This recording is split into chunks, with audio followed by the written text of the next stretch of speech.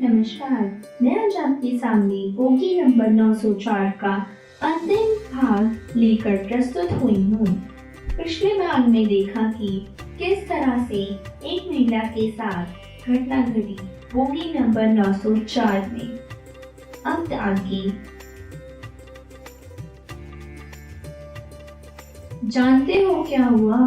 उनके साथ वह अपने वृद्ध पति और परिवार के 5-6 लोगों के साथ भगवान परशुराम के दर्शन करने गए थे।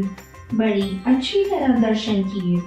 2 दिन वहां पर रहे भी, जो घूमे फिरे, लौटते समय गया के आसपास निर्मल के पिता खिड़की से बाहर की ओर झांक रहे थे। पीने के लिए पानी मांगा। इससे पहले कि निर्मल की मां के हाथ से यह पानी का गिलास पकड़ते एक हिचकी आई और उनके गर्दन बाईं ओर लुढ़क गई। पास बैठे लोगों ने उन्हें संभाला, परंतु तब तक उनके प्राण पैखरों उड़ गए थे। डिब्बे में अफरा तफरी मच गई, रोना धोना मच गया। यह सब कुछ इतना अचानक, इतनी जल्दी और तेजी से हुआ कि कोई कुछ समझ ही नहीं सका। इससे पहले ना कभी उनको हार्ट अटैक हुआ था और ना ही कोई बड़ी बीमारी थी। मृत शरीर को लेकर नई समस्याएं पैदा हो गई थी। खेर गया स्टेशन पर मृत शरीर को उतार लिया गया। अनजान शहर, ना कोई परिचित, ना मित्र और ना पास में इतना पैसा। करे तो क्या करे? स्टेशन पर घूमकर कई लोगों से बात की। निर्मल ने किसी ना एक समाज सेवी संस्था का नाम बताया कि जिसमें बहुत से जैन धर्म के अनुयायी भी थे। रेलवे के अधिकारियों ने बहुत सहायता की और उस संस्था का फोन नंबर निर्मल को उपलब्ध करा दिया। निर्मल ने बड़े व्यथित होकर स्थिति संस्था के अध्यक्ष से बताई और सहायता मांगी। 1 घंटे के अंदर 7-8 व्यक्ति सारी व्यवस्था के साथ वहां पहुंचे। मृत शरीर का दाह संस्कार पूरे विधि विधान से किया गया।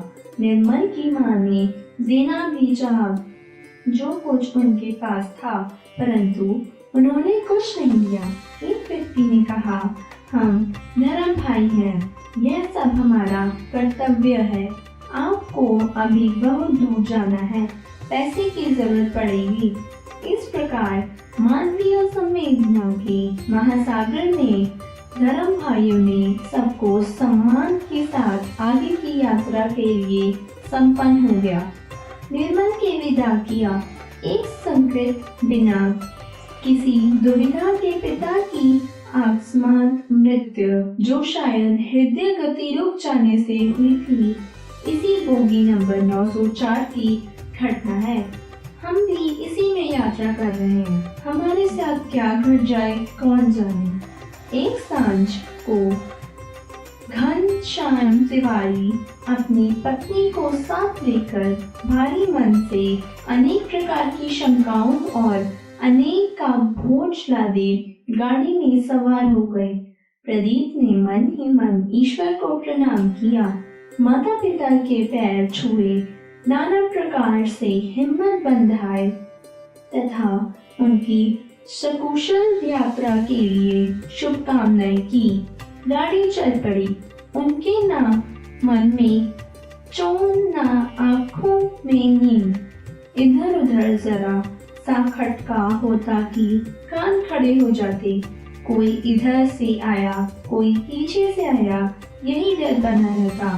गार्ड ने 2 दरवाजों पर ताला लगा दिया और यह हिदायत दी कि दरवाजे अंदर से बंद कर लें। आधी रात होने को थी।